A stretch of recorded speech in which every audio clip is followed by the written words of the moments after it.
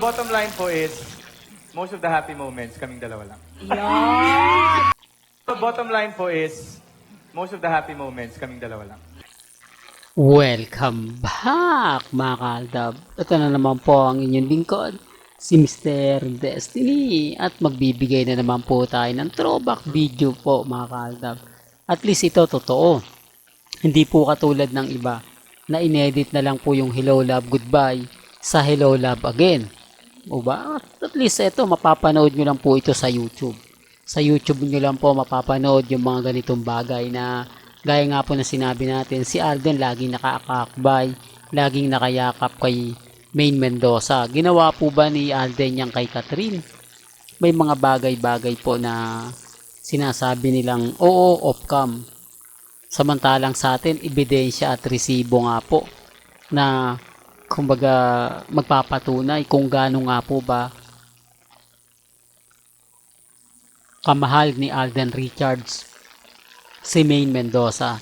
Saksi po yung mga video na pinapakita ko.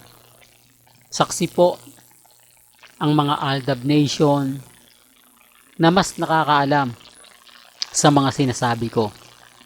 Kaya nga po maraming naniniwala kay Mr. Destiny dahil totoo naman po. Kay Alden natin nakakita lahat.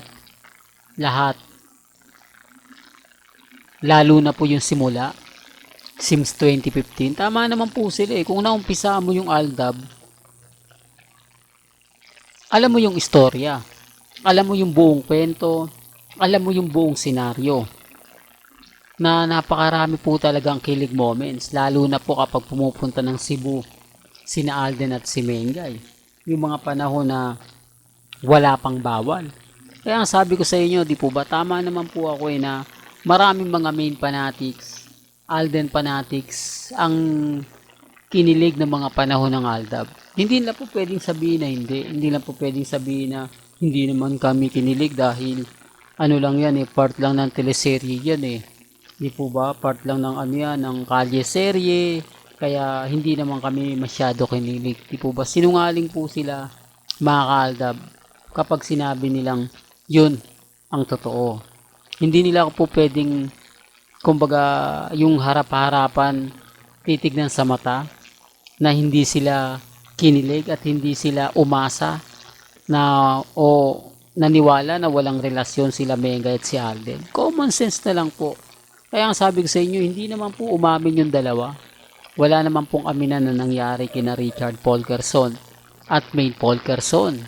Dahil totoo naman po na sila lang po talaga yung totoong nagmamahalan. Kaya nga po maraming mga komento, mga ebidensya at resibo, lalo na nga po sa Sunday Pinasaya, di po ba? Yung mga kumbaga live na mas nililian. Kaya nga po nagkaroon ng issue, kaya nga po natanggal si Mengay sa Sunday Pinasaya eh. Dahil hindi na po para sa mga host ang tinututukan, sina Alden at si May na lang po ang pinag-uusapan. Eh yung GMA, gustong gusto na nilang mahawakan si Mengay ng mga panahon na yun eh.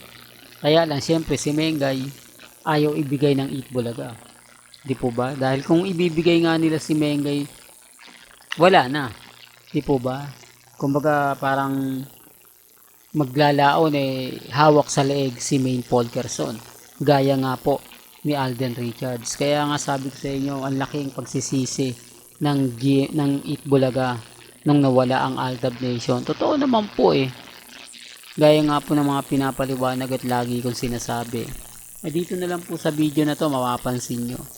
Hindi po ba na pagdating kay Alden Richards tahimik lang po siya. Ito yung pinaka latest niya. Tapos sasabihin ng iba na si Alden nandun daw po kay Catherine. Tapos, yung nanay daw po ni Catherine, mga ka-Aldab, umamin na may relasyon sina Alden Richards at si Catherine Bernardo. Bakit ngayon lang nila sinabi yan, no? Bakit nung una nagre-react yung mga fans, tahimik lang po sila? Sabi ko nga po sa inyo, kasama po sa kumbaga kumakalat yan. Kaya sabi ko wag po kayong maniniwala. Kaya nga po yung throwback video yung pinapakita ko para malaman naman po ninyo na ang pagkakaiba ng Catherine o ng cut din sa Aldab. Sa Aldab may kita mo laging hawak ni Alden si Main. Laging may ganap, laging kumbaga mapapanood at makikita nyo naman po. Kaya lang syempre mga Aldab, andun yung point na kumbaga pinaghiwalay nila eh.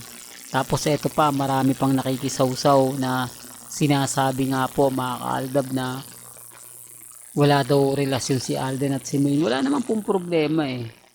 Di po ba? Bakit nga po, at eto pa po yung tanong, bakit ngayon nagre-react ang nanay ni Catherine? Bakit hindi nang simula?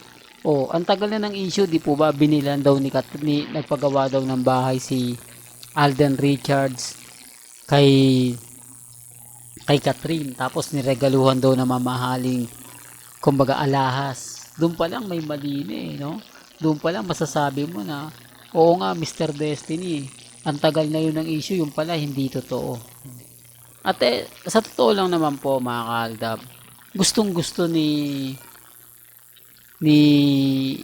nanay ni Catherine talaga si Alden. Hindi naman niya alam na si Mengay at si Alden may relasyon na eh. Di po ba? Exclusive nga lang po ito. Para po sa dalawa mga kaaldab. Kaya dun sa mga nagre-react at nagko-komento na sinasabi nila na hindi Mr. Destiny, hindi totoo yung mga sinasabi mo, yung mga pinapaliwanag mo walang katotohanan, okay lang naman po yun eh. Hindi po ba? Kasi sa totoo lang po, yung private nila Alden at ni Main, sila lang po talaga yung nakakaalam niya at ang buong Aldab Nation. Hindi naman yan puputok talaga sa social media eh. Una sa lahat, ang nanay po talaga ni Catherine botong-boto kay Alden bukod sa napakayaman ni Alden Richards. Ito sigurado milyonaryo na o bilyonaryo na si Alden dahil sa laki ng kumbaga kumpanya niya, yung Mirai, tapos producer na siya, director pa siya. Kaya nga po siya yung pinakabatang director o producer. Kaya nga po yung mga ibang artista talagang masasabi mo na humahanga kay Alden. Kumbaga, iba po talaga yung tinamasa ni Alden Richards. Kaya nga po ang laking tulong ng Aldab Nation kay Alden. Kaya hindi niya po pwedeng sabihin na kumbaga gagawin nila ganito. Tapos si Alden daw pinapaasa lang ang Aldab. Never po. Kasi alam naman po namin yung totoo eh. Okay sana kung hindi umamin sina Alden. Okay sana kung hindi umamin. Okay sa ano ba yan, Mr. Destiny? Okay sana po kung umamin sina Alden at si Main. Wala pong problema doon. Di po ba? Kaya nga po hindi ako basta-basta nagre-react, hindi ako basta-basta nagpapa-apekto. Kasi masaya po ako sa mga nakikita natin, masaya po ako sa mga napapanood natin. Kaya relax lang po kayo, wag po kayong basta-basta maniniwala na si Alden at si Catherine, yung nanay lang po ni Catherine nag-iingay lang po yan dahil nga po sa mga issue na binabato po. Pero kampante lang po kayo, maging relax at maging updated.